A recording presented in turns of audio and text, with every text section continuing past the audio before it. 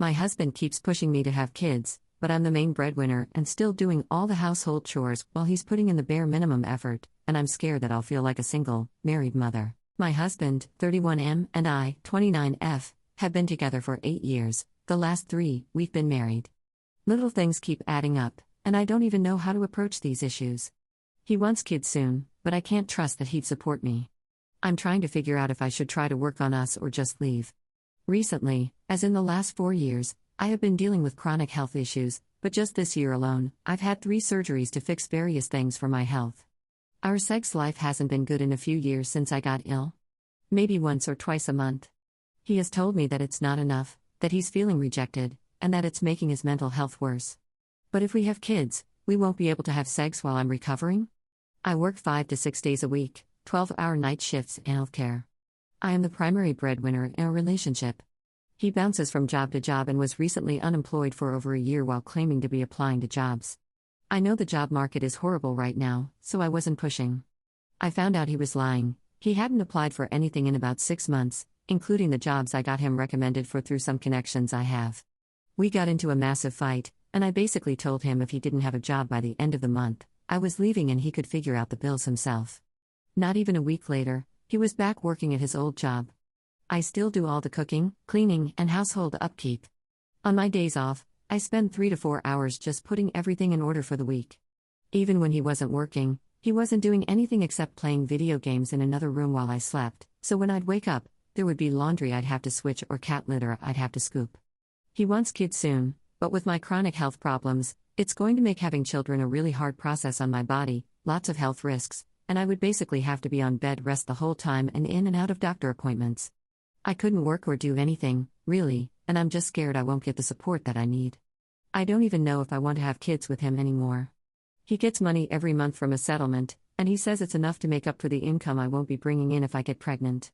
The settlement payout every month is less than 1/4 of what I make in 2 weeks. I feel like I'm his mother already. I feel like I'd be one of those married single mothers. I've asked him about therapy, individual or couples, and he is dismissive, saying therapy hasn't helped in the past. So I've asked about medications, but he doesn't want to take a pill every day. I don't want to come across as horrible or manipulative, but I'm about ready to write out everything I do, bill payments, chores, time I'm at work, etc., and have him do it all for a month, then tell me if he thinks we can have kids right now. /relevant comments. Commenter. I hope you realize that the only reason he wants kids now is so that you can't leave him. He senses that you're reaching your breaking point, that's why he wants to have kids soon, to prevent that. Commenter 2. Read this back to yourself, you already know you should leave ASAP. Ops response. This is just a snippet of an 8-year relationship. Things were really good before COVID. I graduated with my RN and went into healthcare over 2020, and he really was there for me during that time. When I needed some time off after the worst of it, he supported me while I looked for a different job. When I went back to work in late 2021 after 2 months off, it's like a switch flipped and all this started. At first, it felt like he was just taking the break that I was, and I wanted to support him in that, but now it's been 4 years. He went to therapy in 2022 and did that for about 5 months before stopping. I've been in therapy since I was a child. We haven't tried couples therapy yet, as he has oppositions to it. I miss how our relationship was before, and I want us to get back to that. When we got married, I could see this great future, but now I don't see anything. I have another surgery in a month, and my recovery is expected to be 2 weeks before I can go back to work, then 2 more with restrictions. I have already planned to stay with my parents since he has a work trip and will be gone for 2 of those weeks in the middle. Maybe I should just stay with my parents longer and do a trial separation. Op adds an edit to her post. A few things, since this is a real story and not AI, and I am a real person making choices in order to keep up with the current economy and situation. 1. I work the hours I do so I can build up my PTO and sick time for my procedures and recovery time. Yes, I have FMLA for these, but it only pays out 60% of my wage versus 100% if I use PTO. Overtime accrues PTO at 2x and pays time and a half. We also have a pickup bonus of $10 an hour. I have been working at this hospital since 2015, as a CNA and phlebotomist since 2018 and an RN since 2020, so I have seniority, and that comes with benefits. Yay unions. 2. I work night shift because it has the flexibility for my schedule and they work with me regarding my restrictions. I'm lucky enough to work in a hospital that uses lifts and is staffed as well as can be currently. Shift differential also gives me an additional $6 an hour, and that quickly adds up. 3. My surgeries were laparoscopic, and recovery time is about 1 to 4 weeks on average. Surgeries 1 and 3 were both exploratory. My second was to remove a lesion on my intestines that connected them to my abdominal wall, as well as a cyst on my ovary. Recovery was 4 weeks, with 4 more on restrictions. I'm about to have a 4th surgery to remove my gallbladder. Recovery is 1 to 2 weeks, with 2 weeks of restrictions. Yes, I've had a lot of surgeries this year, but I hadn't had any before this, unless you count upper and lower GI scopes, pelvic floor testing, gastric emptying test, X-rays, CTs, and MRI labs, genetic testing, and HEDA scans. Or maybe the diet changes and medications that you have to be on for months at a time before you'd see any real changes. I also have the birth control implant, and coming off of that would involve input and oversight from about 3 different doctors. 4. I blocked all of my husband's accounts and his friends' accounts that I know of. I plan on deleting this at some point, but I've just gotten angrier with each comment and everything I type out. At this point, I don't care if he finds this. Maybe it would be the wake-up call he needs. Editor's note: this is in reference to a commenter telling her she included too many specific details and that the post could be easily traced back to her. 5. Our wedding was supposed to take place in November 2020. That obviously didn't happen. We rescheduled to the end of 2021 so we wouldn't lose deposits. He quit his job about 2 months after our wedding. 6. People do things like meal prep for a week and find relaxation in cooking. My hospital provides scrubs. When I am home, I have more than 6 pairs of underwear, so it's not like I don't have clothes if I don't do laundry every day. I appreciate all the comments, but to the rude ones especially, please remember that I am a real person. I'm sorry I have to justify every small detail of my health problems for you. Unfortunately, the knee brace girl in middle school sometimes grows up and still has health problems.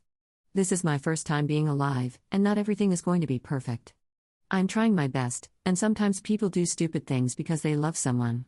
Update 1 month later. Hello again, Reddit. My previous post is on my page.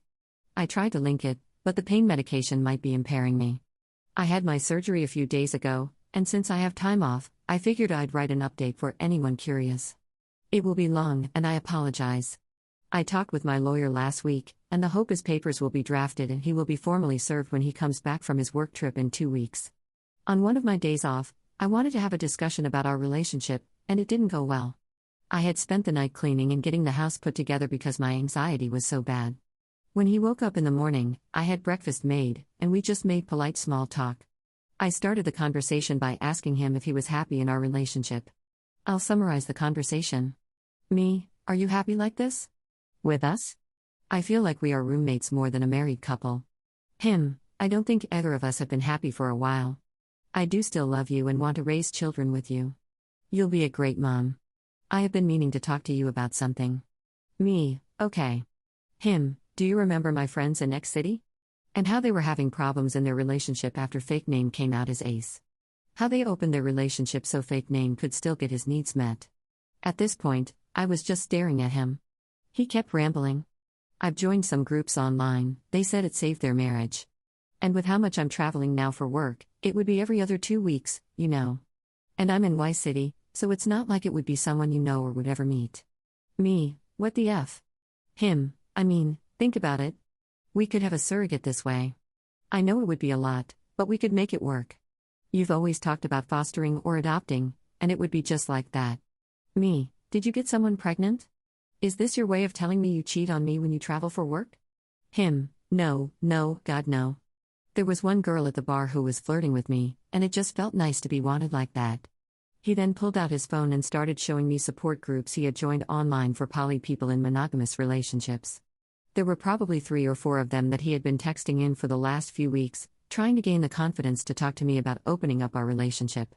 He brought up how he knows I've been thinking about switching to travel contracts, and how I could meet people there, but then we'd come back home and be together and married because we still love each other. I have nothing against people who are in poly relationships. We have friends who are and have met their partners and gone out all together. It's just not for me. When I'm with someone, I want to be the only person they're with. I don't want to get tested regularly. I don't want to risk surprise pregnancy. I don't want to feel jealous or wonder if he's texting another girl while he's supposed to be spending time with me. I let him finish his speech before I told him it hasn't felt like we've been married in a long time and I'm done. Hearing that he wants to see other people killed any last feelings I may have had. I'm not in love anymore, and staying together isn't going to make either of us happy. We both want kids, but our timelines are different. What we want from the future is different now. I asked him to move out, and he didn't seem surprised. I walked away and left him in the kitchen before driving to my friend's house since I just couldn't be there. We spent the day drinking and eating ice cream while I went from crying to laughing to screaming.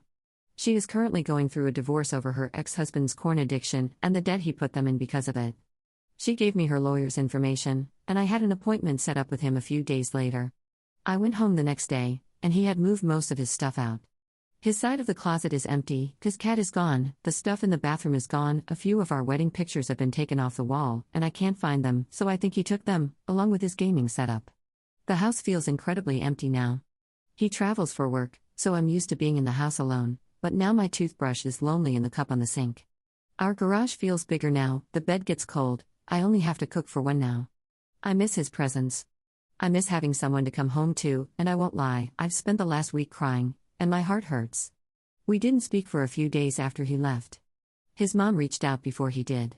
She wanted to see how I was doing and if there was anything she could do for me. We had a great relationship, and I'm honestly going to miss having her in my life. We have a lot of the same dietary restrictions but for different reasons, and she was my food adventure buddy.